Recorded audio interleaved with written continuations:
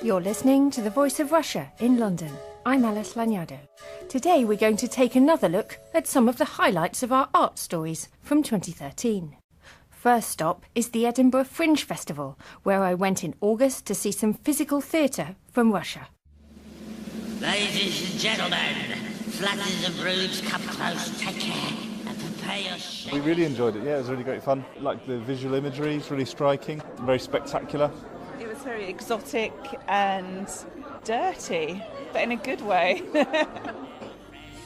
Genuine article of fact. Crowds at Edinburgh were thrilled to see Russian cabaret production Omega at the Fringe Festival. The show, which Janet Street Porter has memorably described as a black, bleak mashup, is a series of turns by a cast of 16 characters, performed by just 4 actors. It's both a carnival and a freak show, and is boosted by a soundtrack of specially composed electronic music. Dmitry Aryupin and his theatre company Black Sky White brought the show over from Moscow. The main story of this performance is that all the time there is the death. I mean, not really death like, my personal death or anybody, human death, but void, unbeing, is really all the time present on the world, in our world, on the earth, because the whole our life is just changing life to death, changing being to unbeing.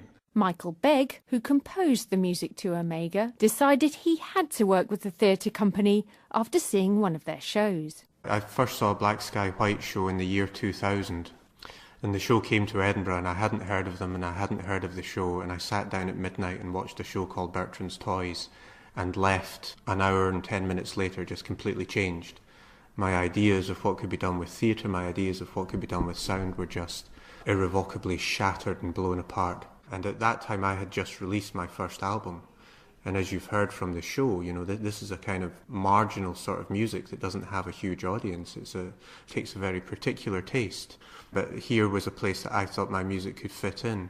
But it isn't easy to start working together when one of you's in Moscow and the other in Edinburgh. Dmitry Aryupin. One of the main problems which we have solved is how to organize it through 1,000 kilometers in between us. We use different software, we use different, sound systems, so it's not easy. Every time when we have to get a result for some piece of the show, we didn't have an exact order of things to do. I start to transfer my undescribable vision in my head to my awful English, send it to Michael. I don't know what did he really feel when he gets this message. All the time I was afraid that he considered me as a mad person, just, message from the hospital. It takes time. For 3 minutes it can take a month to get a result. Michael Begg started to compose short audio sketches based on what he thought Dmitry was imagining, without even seeing photographs of the show. I would make passes at putting together different soundscapes that were suggestive of different periods in time, like the Jazz Age, or going back to the Baroque. Because Omega is an ancient circus, it's been with us for hundreds of years. But for our purposes, we began focusing on this area of the sort of 1930s American Dust Bowl, Gothic, carnival-esque period. And so the soundscapes and styling of the audio field began to emerge from that. Michael found himself composing for an imaginary ensemble. So I began forming in my head this idea of an imaginary band called the Black Glass Ensemble, which was effectively a troupe of drunken circus performers who have been playing the same broken instruments for centuries. So there was a harmonium, there was a clarinet, because there was a strong Jewish influence there. And from that it's just started knocking out these kind of ragtime tunes as imagined through the prism of a drunken carnival circus band, getting it all wrong and playing their songs quickly before the police chase them away. The soundscape that Michael has created includes the spoken word as well as music. There's Romany gypsy language. That comes from my background doing a lot of workshops with itinerant workers who would come from that neck of the woods, from the Ukraine, in fact. and had drifted their way generations ago to Scotland and settled in the market towns. When they became tired of their travelling work life, they tended to settle in these small town communities, and that's where I live now. So I'd become involved with those guys, setting up workshops that were designed to allow them to help some sort of fragment or maintain some fragment of their previous identity. And so some of these phrases stuck, and we could use those in the show. These phrases have survived because they're part of a secret language used by itinerant workers who sometimes operated on the fringes of the law. Michael Begg again. It became a textual thing that they could share words with each other and be sure that, there weren't spies or policemen understanding what they were talking about. And because often they would illegally hunt for food, and they weren't adverse to a little bit of shoplifting or stealing from their neighbours. They're quite roguish. But they had a wonderful poetry about the things they would say. So, there's a line in the show, "The shadow moves as the sun commands." So there's a great connectivity with forces of nature, duality, one half of existence affecting the other half. Not that Dimitri and I have spoken about it in any detail, but I think we share that sense of one of the themes running through the show is that conflicting duality and opposing forces uniting together, and that uniting of those forces never being completely comfortable.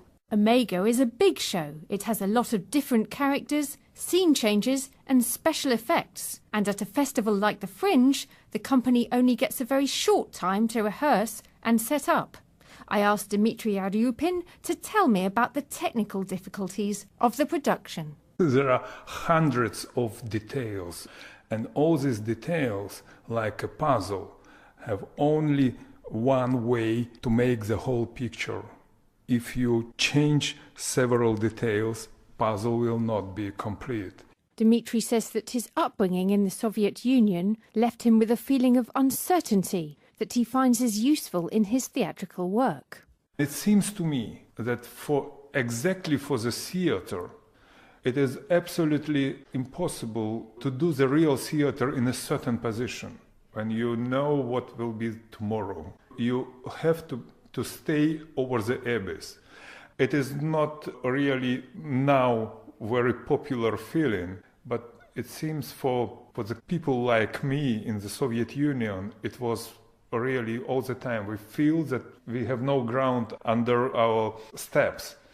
And when you are uncertain, you consider your life like a road. You cannot stay, you have to move. So it is the real ground of all my shows, and especially for Omega, because it is stop on the way. Tomorrow, Omega will move to another place in the world.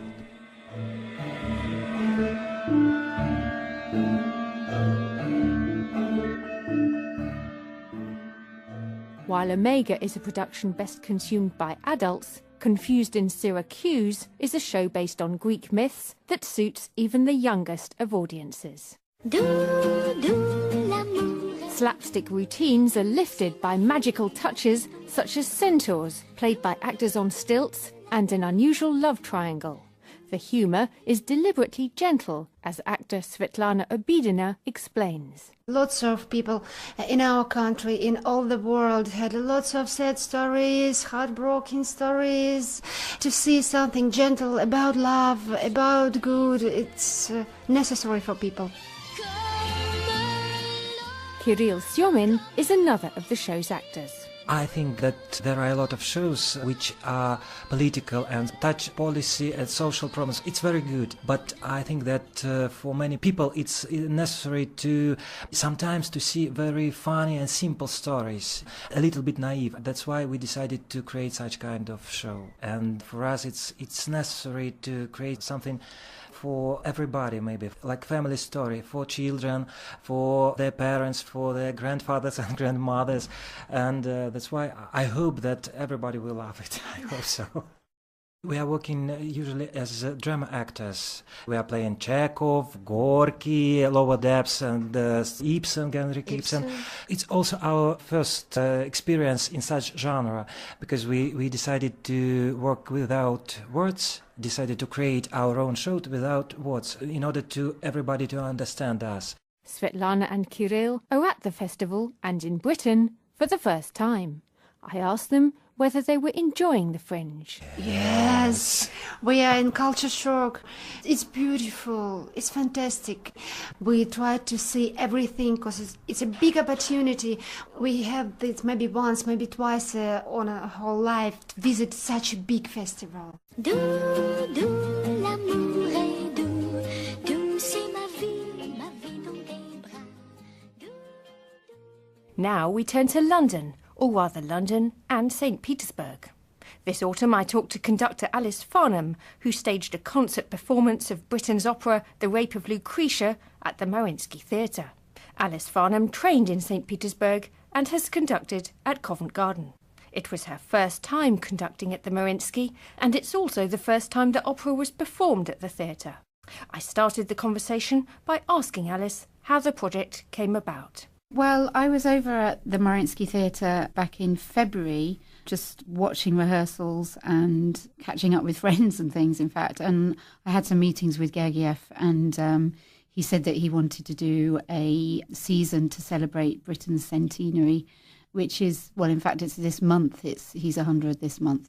He decided that this month they'd also be performing Midsummer Night's Dream and the War Requiem and Turn of the Screw, which is all in the Mariinsky Theatre repertoire now. And in addition to that, he wanted to do a performance of Rape of Lucretia. How does that get negotiated? Were you on the phone to Valery Gergiev? Did you visit St. Petersburg? I visited St. Petersburg, and I also met with him quite a few times when he was conducting the London Symphony Orchestra. He's a very, very busy man, so meetings tend to be very short. So it's good to have quite a few and optimise your opportunities to actually get to speak to him, because there's a lot of people wanting a bit of him. So you had to be quite careful, did you, to catch him at the right day and be in the right place at the right time? Yes, and that included being around quite a lot when I didn't get a chance to speak to him as well, but made sure that he saw that I was around. Why were you so determined to bring Rape of Lucretia to the Mariinsky and to stage an opera there? Well, I think that Benjamin Britten had a very good relationship with Russia. During the Cold War, he had a relationship with Shostakovich. They both respected each other's works enormously. And I think it's important in his centenary year that is recognised. And the Mariinsky Theatre is the theatre that does the most Britain in Russia, I would say. So it seemed like an ideal opportunity. And also, I studied in Russia and lived there in the late 90s. So it was a great chance to actually get back and work in Russia. Why did you choose this Britain opera? It's quite a tricky one, isn't it? They're all tricky, actually. I think out of all the operas, I don't think it's the hardest. I think Midsummer Night's Dream, which is already in their repertoire, is very difficult.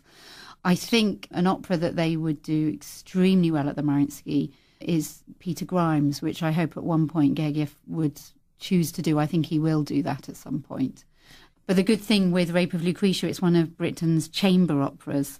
So it's fairly small forces. It's fairly easy to organise. It's only a cast of 8, 15 players. So it's also not terribly long. It's 45 minutes each side. But I suppose I was thinking of the subject matter as well. Yeah, the subject matter is strange. And I have to say, there are times when it feels quite uncomfortable as a subject matter. I've read a lot about it recently, and various performers who've had different ideas about whether Lucretia is somehow actually wanted this attack to happen, so to speak, and whether she's somehow complicit in it. And it's a very daring subject, actually, but I think Britain does it in a very sympathetic way. Are you expecting a very different interpretation to come from Russian singers performing this opera? I think it'd be very interesting, actually. I think one of the things I think will be a real challenge for them is it's a very, very wordy opera, and just purely in technical terms, there's a lot to get your mouth around, actually just pronouncing it and singing it and delivering the text, because it's quite stylized text, and if you've done a lot of Britain, you get quite used to that kind of style, but that's tricky on a purely technical level. I love Russian singers, and I love their kind of passion and the way they deliver, which I think will give it something, because I think occasionally with Britain can seem a little bit cold, although there's definitely passion in Britain's music, most certainly.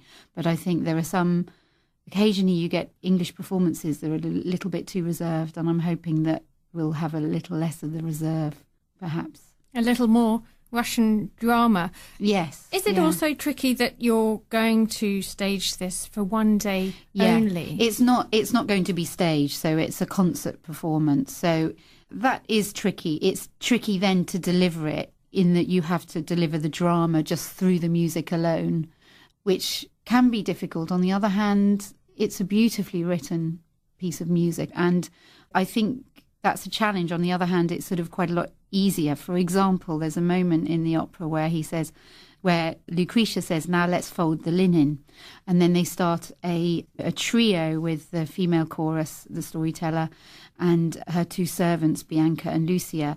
And it's not terribly difficult music, but every production I've ever worked on and ever seen, there's been real problems with that moment, because the singers have to fold the linen, because it says let's fold the linen, so they have to fold the linen, and actually they get muddled about they've got these sheets and they're not quite sure which way round they should do it, and they get in quite a muddle, and sometimes the music takes secondary place and starts to fall apart just because they're folding this wretched linen. So we won't have that problem anyway. And what about the issue of bringing an opera to the theatre for one day and not knowing that you're going to have a run, so you can sort of see how it works on different days and so on? Yes, well, I mean, that's hard. All the pressure is on the one performance. And so I think really it's a kind of doing a concert performance is something of an experiment. If it really works as a concert performance, then who knows, maybe it would develop into something else.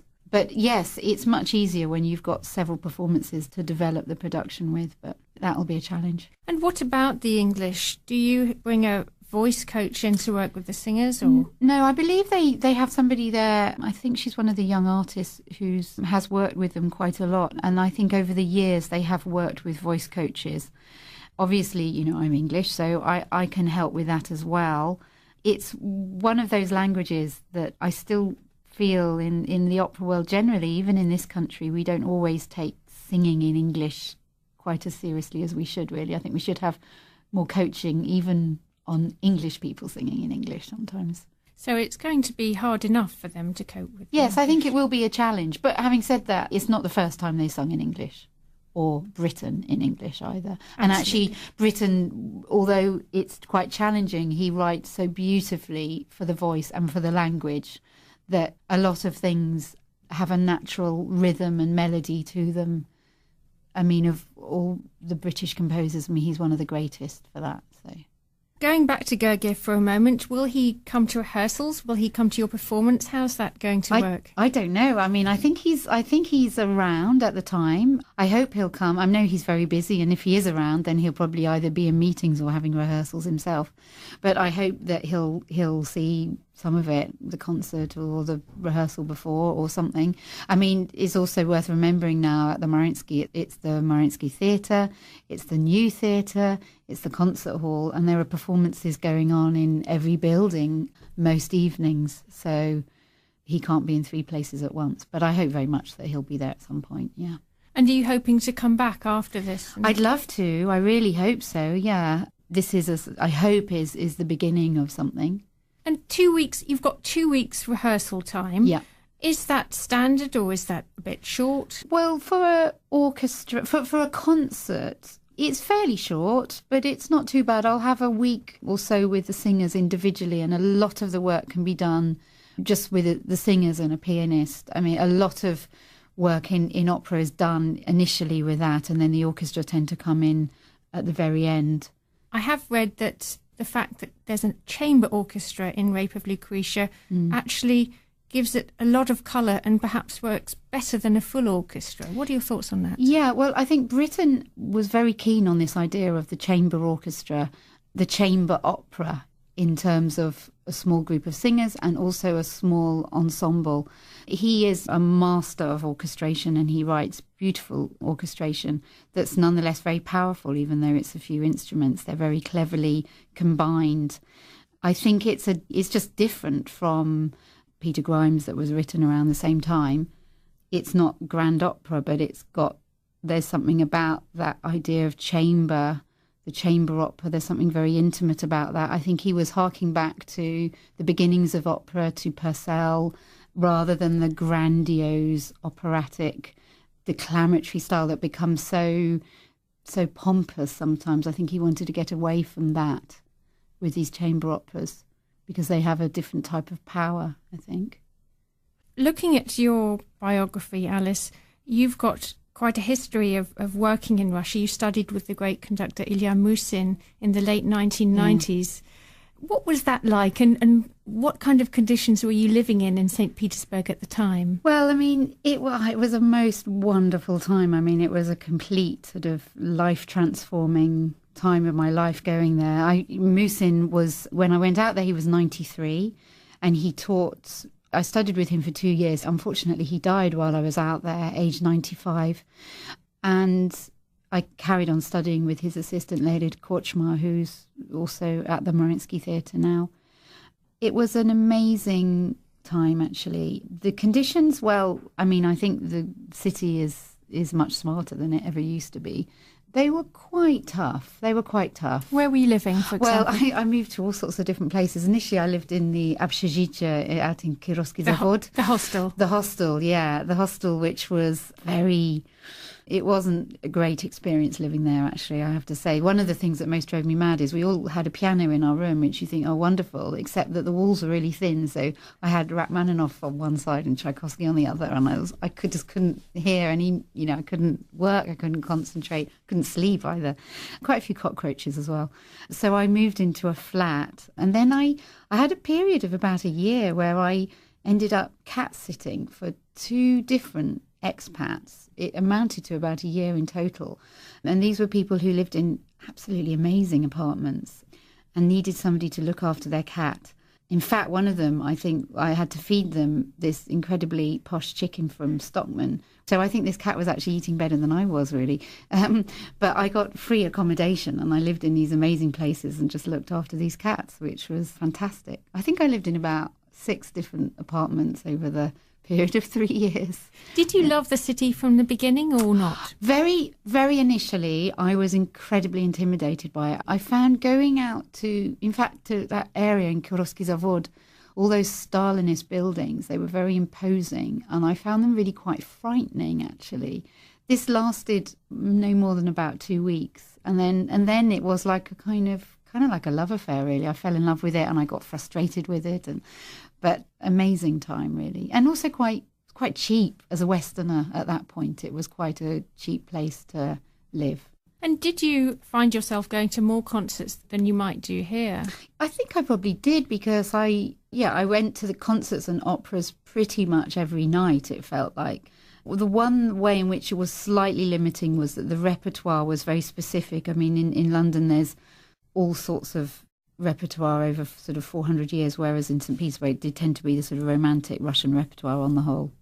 Having said that, it was, every night, I'd go to Queen of Spades one night and Swan Lake the next and Romeo and Juliet the following night, and it was amazing, actually. And what was working with Musin like? Oh, it was incredible. I mean, he was a great teacher who I was fortunate enough to study with at the end of his life, but he'd been teaching conducting for 70 years, and in fact he'd really invented the art, or at least he was the first conductor to really analyse what conducting was. And he was a great teacher, but like a lot of Russian musicians, he taught a very rigorous technique, but you felt that the technique was always in order to express yourself musically. It was never technique for technique's sake. It was never dull. It was always about what do you want to do with the music? How do you want to express the music?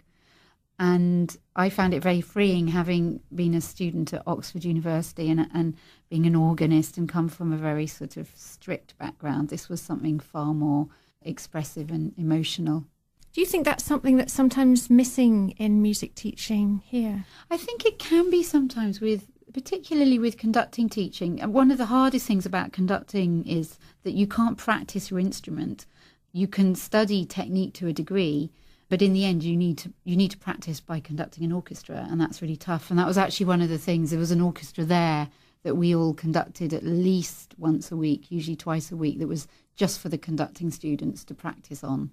They were very badly behaved and not particularly good, but they followed you and they did exactly what you did. And it was a very good lesson in everything, really, in life. And did you learn Russian? Did you speak Russian with them? Yes, one of the rules, particularly with the orchestra, was that you should never speak English to them. I think they'd had one or two Western students who'd spoken to them in English and been quite rude, and so that was a rule which I think was very good. So from the beginning, I didn't speak much Russian at all. My Russian got a lot better and I worked very hard at it, actually.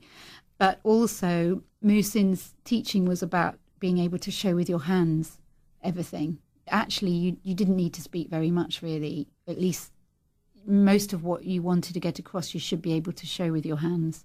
So, in fact, it wasn't necessarily a disadvantage not being able to speak that much Russian, because it meant that I just didn't speak that much, which was in some ways quite good. Forced me to really show everything in my hands. Now, Alice, there's been a lot of talk lately about women conductors. You attended an event recently on the South Bank. I wondered what you felt about being classified as a female conductor rather than a conductor. Yeah, well, I think that's just really simply a numbers game, in that there are still so few women actually conducting that it's still something. I mean, people don't tend to talk about a woman doctor anymore, whereas a few, maybe 30, 40 years ago they did. And I hope that more women may come through, in which case that would be less of a discussion. But also, I think there has been talk about, because there have been two remarks by two male Russian conductors that have been not particularly positive about the idea of women conductors. And people have said that this is a cultural thing. And I don't think it is, really, in that there's always been women conductors in Russia. It's not been many of them, but Musin taught women conductors. He always had women in his class. And there have been some around. And I think the thing is, sometimes in Russia, people are a bit more direct. They maybe say things that are politically incorrect that people here wouldn't say, but might possibly think, but wouldn't perhaps dare say. So I think things are going to be changing. And you're starting a project on that, aren't you, in the UK? Yes, well, we, particularly because of these recent comments and because Marin Alsop, who was conducting the last night of the proms here in London, she made such a amazing impact by doing this, and such an inspiring speech. And I'm running an opera course at Morley College in South London, and we're going to start a course for young women conductors. We've got a lot of support from the South Bank, from the South Bank Sinfonia, from the Royal Opera House, various organisations, including junior departments in music colleges, to just get young 16 to 23-year-olds really thinking about the fact that conducting is something that they could do as women. The role models aren't necessarily there and visible enough for them. And so we want to plant these ideas and create opportunities for them that I don't think have really been there, and just plant that idea that it's a possibility as a career. Conductor Alice Farnham talking to me there. And that ends our roundup of some of our favourite art stories from 2013. I'm Alice Lanyado, and you're listening to The Voice of Russia in London.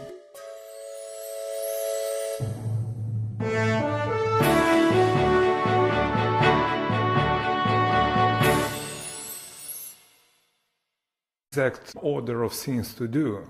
I start to transfer my undescribable vision in my head to my awful English, send it to Michael. I don't know what did he really feel when he gets this message. All the time I was afraid that he considered me as a mad person, just, message from the hospital.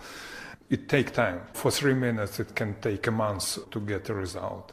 Michael Begg started to compose short audio sketches based on what he thought Dmitri was imagining, without even seeing photographs of the show.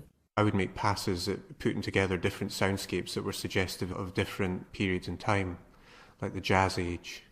And being is really all the time present on the world, in our world, on the earth, because the whole our life is just changing life to death, changing being to unbeing. Michael Begg, who composed the music to Omega, decided he had to work with the theatre company after seeing one of their shows. I first saw a Black Sky White show in the year 2000, And the show came to Edinburgh and I hadn't heard of them and I hadn't heard of the show, and I sat down at midnight and watched a show called Bertrand's Toys and left an hour and 10 minutes later just completely changed. My ideas of what could be done with theatre, my ideas of what could be done with sound were just irrevocably shattered and blown apart. And at that time I see Russian cabaret production Omega at the Fringe Festival. The show, which Janet Street Porter has memorably described as a black, bleak mashup, is a series of turns by a cast of 16 characters, performed by just 4 actors. It's both a carnival and a freak show, and is boosted by a soundtrack of specially composed electronic music. Dmitry Aryupin and his theatre company Black Sky White brought the show over from Moscow. The main story of this performance is that all the time there is the death. I mean, not really death like, my personal death or anybody, human death, but void. I had just released my first album. And as you've heard from the show, this is a kind of marginal sort of music that doesn't have a huge audience. It takes a very particular taste. But here was a place that I thought my music could fit in. But it isn't easy to start working together when one of you's in Moscow and the other in Edinburgh. Dmitry Aryupin. One of the main problems which we have solved is how to organize it through 1,000 kilometers in between us. We use different software, we use different, sound systems, so it's not easy. Every time when we have to get a result for some piece of the show, we didn't have a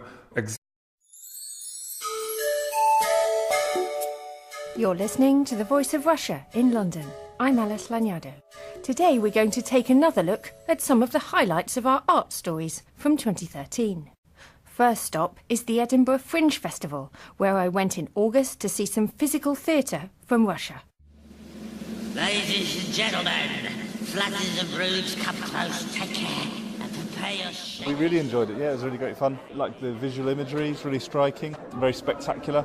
It was very exotic and dirty, but in a good way. A genuine octagon effect. Crowds at Edinburgh were thrilled to